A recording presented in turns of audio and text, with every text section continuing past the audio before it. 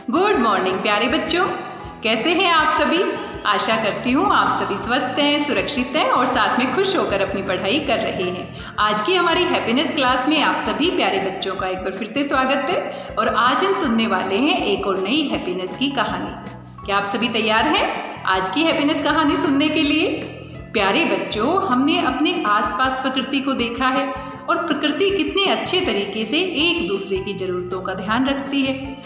हमारे आसपास जीव जंतुओं को किसी चीज़ की आवश्यकता होती है तो उनको बोलना नहीं पड़ता है, बल्कि प्रकृति उनके लिए सही व्यवस्था करती है और इस तरीके से प्रकृति का संतुलन बना रहता है। लेकिन हम मनुष्यों के लिए हमें अगर कभी कभी किसी चीज़ की ज़रूरत होती है तो हमें मदद के लिए बोलना पड़ता है, हमें बताना पड़ता है कि हमें इस चीज़ की आवश्यकता है। काश प्रकृति की तरह हमारा समाज भी ऐसा होता कि एक दूसरे की ज़रूरतों को हम बिना बोले ही समझ सकते, तो कितना अच्छा हो जाता, सभी कितनी खुशी खुशी के साथ रहते। अगर ऐसा हो सकता कि जब हमें ज़रूरत हो तो बिना बोले ही दूसरा व्यक्ति हमारी मदद कर दे तो कितना अच्छा होता, सब खुशी खुशी रह पाते। आज की हमारी हैप्पीनेस कहानी में भी कुछ ऐसा ही होता है।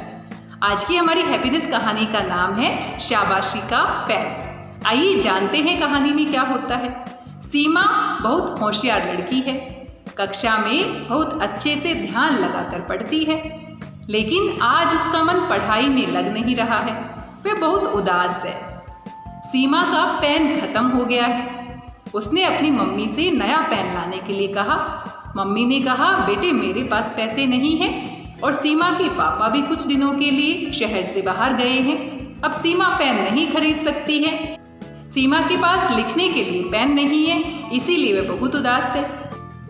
आज हिंदी की अध्यापिका ने अपना पाठ पूरा समझा दिया है और सभी बच्चों को अभ्यास के प्रश्न उत्तर करने के लिए कहा है और साथ ही ये बोला है कि कल वो सभी बच्चों की हिंदी की कॉपियां चेक करेगी। सीमा मन ही मन बहुत उदास है कि उसके पास तो पेन ही नहीं है, वह हिंदी का काम कैसे कर पाएगी। ये बात वह अपनी सहेली से बताती है कि मैम ने तो कल कॉपी चेक करने के लिए कहा है, लेकिन मेरे पास तो पेन ही नहीं है, मैं काम कैसे करूँगी। सीमा थोड़ी देर के बाद पानी पीने के लिए कक्षा से बाहर चली जाती है। सीमा की बातें पीछे बैठी अनीता बड़े ध्यान से सुन रही थी और अनीता सीमा को पसंद नहीं करती थी। उसने सोचा क्यों ना मैं सीमा को परेशान करती हूँ, कितना मजा आएगा। उसने सीमा के बैग से उसकी हिंदी की कॉपी भी निकाल ली और मन ही मन सोचने लगी, अब देखती हूँ सीमा हिंदी का काम पूरा कैसे करती है और कैसे कल कक्षा में उसको डांट पड़ने वाली है। जैसे ही अनीता सीमा के बैग से उसकी हिंदी की कॉपी निकाल रही थी, उसी समय कुसुम ने उसे देख लिया। कुसुम ने अनीता से कहा, अनीता सुनो, माना कि तुम सीमा को पसंद नहीं करती, उसको परेशान करना चाहती हो, लेकिन सीमा तो पहले से ही परेशान है। वो बता रही थी कि उसके पास लिखने के लिए पेन नहीं है, तो क्यों ना तुम उसकी कॉपी लेने की बजाय उसके बैग में अपना पेन रख दो और पेन को देखकर सीमा कितनी खुश हो जाएगी। और जो खुशी सीमा को मिलेगी तुम्हारी वजह से, उसके बाद देखना तुम्हें कितना मजा आएगा। क्या तुम्हें उसकी कॉपी निकालने के बाद मजा आएगा या फिर पेन रखने के बाद ज़्यादा मजा आएगा, ये तुम खुद ही महसूस करना। कुसुम की बातें सुनकर अनीता थोड़ी देर के लिए सोचने लगी। अनीता ने सोचा कुसुम ठीक कह रही है, सीमा पहले से ही कितनी परेशान है और अगर मैं उसकी कॉपी निकाल लेती हूँ तो अपनी कॉपी को बैग में ना पाकर वह और परेशान हो जाएगी। अनीता ने अपना पेन सीमा की हिंदी की कॉपी के साथ उसके बैग में रख दिया। सीमा घर जाती है। जैसे ही वो अपना गृह कार्य करने के लिए अपनी हिंदी की कॉपी निकालती है तो साथ में उसको पेन भी मिलता है। पेन को देखकर सीमा की खुशी का ठिकाना नहीं रहा। वह खुशी खुशी अपना पूरा काम कर लेती है और मन ही मन उस व्यक्ति को धन्यवाद देती है जिसने ये पेन चुपके से उसके बैग में रख दिया। सीमा सोचती है हो सकता है उसकी सहेली को उसने बताया था तो उसकी सहेली ने ये पेन रखा था।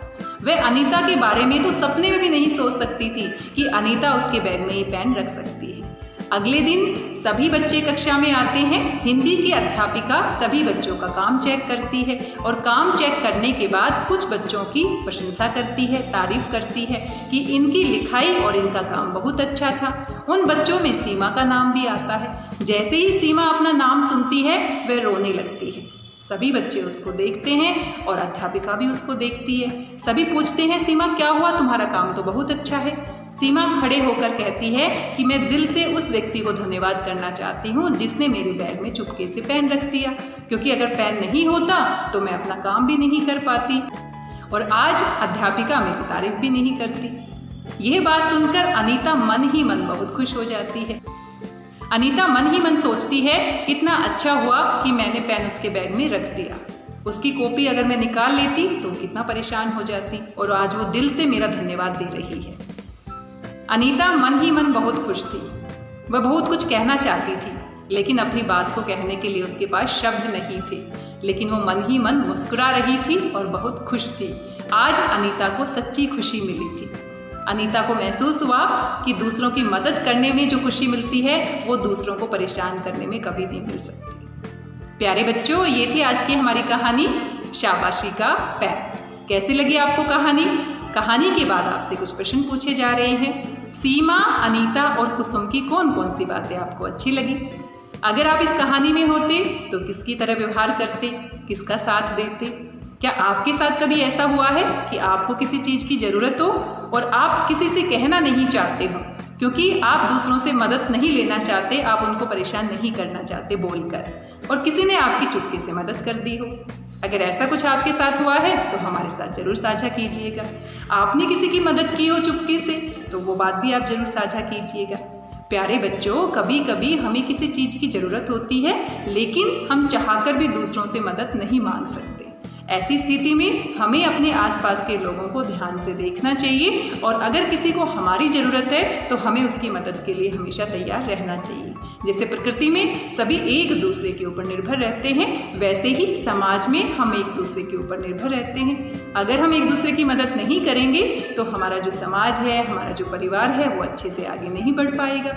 हमारे समाज की व्यवस्था बिगड़ जाएगी। आज की इस कहानी में बस इतना ही। आशा करती हूँ आपको कहानी पसंद आई होगी।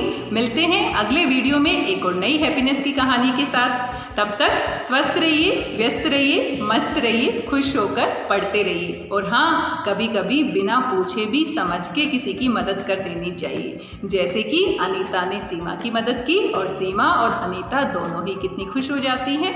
धन्यवाद, बहुत बहुत धन्यवाद।